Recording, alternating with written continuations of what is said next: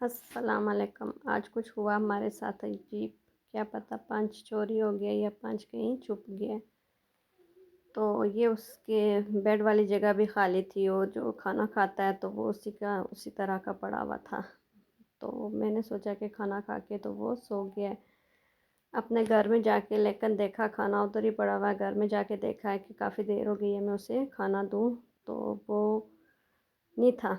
तो मैं सारा दिन बहुत परेशान रही, बहुत ज़्यादा। तो मेरे बच्चे मदरसे से आए तो मेरे बड़े से छोटे वाले को आदत है चूज़ों के साथ खेलने की, और वो ज़्यादा गार्डन में ही बाहर होता है। मैंने बाहर काफ़ी जाके ढूंढा है, मुझे नहीं मिला है, लेकिन वो गया तो वो उससे मैंने कहा कि इस तरह पाँच गुम हो गया, मिलता ही नहीं है। तो उसने मुझे बताया कि मामा जी वो पिंजरे के नीचे छुपा हुआ है। तो जब मैं गई तो यहाँ पे इतना गंद पड़ा हुआ था, इतना था कि मैंने साफ़ किया है। तो उसके बाद मैंने कहा कि वीडियो बनाते हैं, तो बताते हैं लोगों को कि पंच अब माशाल्लाह कितना एक्टिव हो गया और कितना ख़राब हो गया है।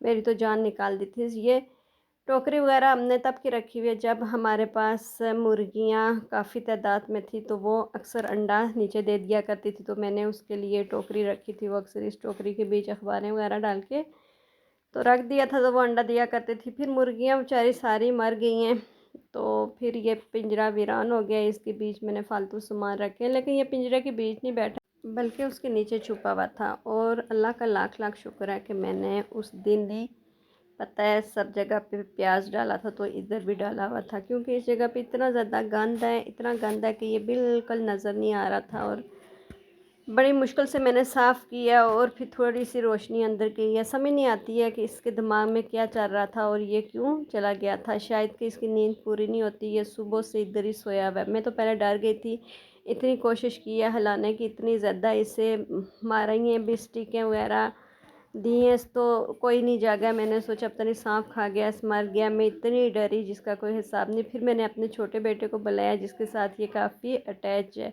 तो मैंने दाबू को बुलाया कि दाबू आप प्लीज़ पंच को आवाज़ें दो। तो दाबू आया, पहले तो वो खुश हो गया, उसे पता ही नहीं था कि पंच यहाँ पे छुपा हुआ है। शायद कि दाबू से ही छुप के सोया।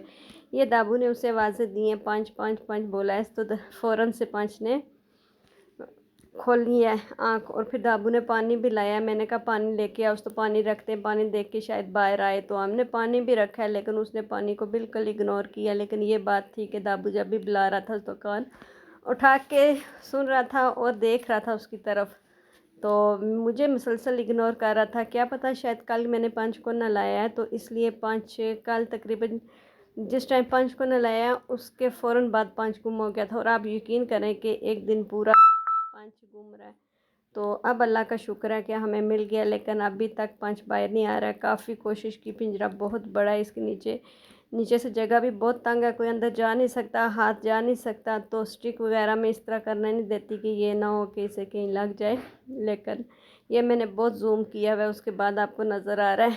तो ये देखिए, मज़ीद जूम करती हूँ इसे, तो ये देखिए कितने आराम से सोया हुआ है। लेकिन फिर भी अल्लाह का लाख लाख शुक्र है कि मैंने प्याज वगैरह डाली हुई थी। कोई मकड़ी, कोई सांप, कोई चीज़ खा जाए तो क्या करूँ। दाबू मुसलसल आवाज़ें दे रहा है, उसकी तरफ देख रहा है और मुझे मुसलसल इग्नोर कर रहा है। क्या पता मैंने इसे नहलाया तो इसलिए मुझसे नाराज़ हो गया या क्या।